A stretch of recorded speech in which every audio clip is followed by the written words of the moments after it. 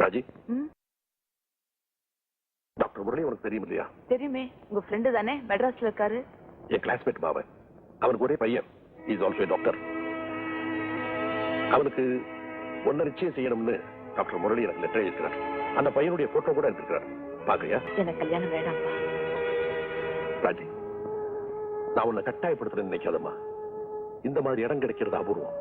யோசிச்சு பதில் சொல்லுமா. யோசிக்கிறதுக்கு அவசியம் இல்லப்பா. நீ இப்படியே இருந்துட முடியாதுமா. இதை தொந்தரவு பண்ணாதீங்கப்பா. ராஜி, நீ வினோத விரும்பின. ஆனா வினோத் வேறொரு பெண்ணை கல்யாணம் செய்துட்டான். அதே மாதிரி நீ வேறொரு பையனை கல்யாணம் செய்ததுல என்னமா தப்பு? தப்பு இல்லதான், ஆனா அது எனக்கு பிடிக்கல. ராஜி, அப்பா எனக்கு கல்யாணம் பண்ணிக்க விருப்பம் வரப்போ நான் உங்ககிட்ட சொல்றேன்.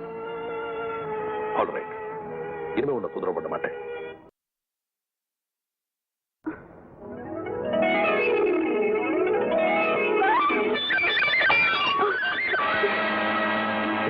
பிந்து பிந்து பிந்து பிந்து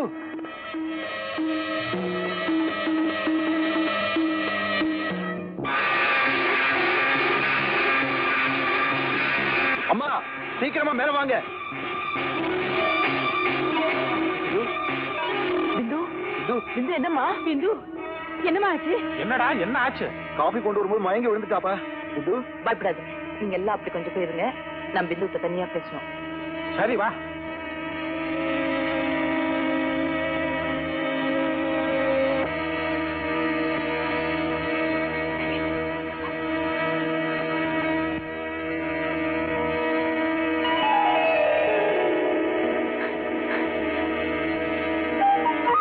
மாமா, நீங்க தாத்தாவா போறீங்க. நான் தாத்தாக போறேன். பிந்து எனக்கு பேரம் பிறக்க போறேன். என்னங்க இது லோ லோ லோ லோ லோன்னு? என்னடி கல்லு மாதிரி உட்கார்ந்துட்டு இருக்க? கல்கட்டு எடுத்துட்டு வா. நீங்க தான் போய் எடுத்து கொடுங்களேன். சரி, நானே எடுத்து எல்லாத்துக்கும் கொடுக்குறேன். வினோத், கங்க்ராச்சுலேஷன்ஸ். ஏமா கலப்பா இருக்கா? நான் போய் சூடா பால் கொண்டு வரேன். வினோத், நீங்க பிந்துட்ட பேசுறதுக்கு நான் இடைஞ்சல இருக்க கூடாது. வரேன்.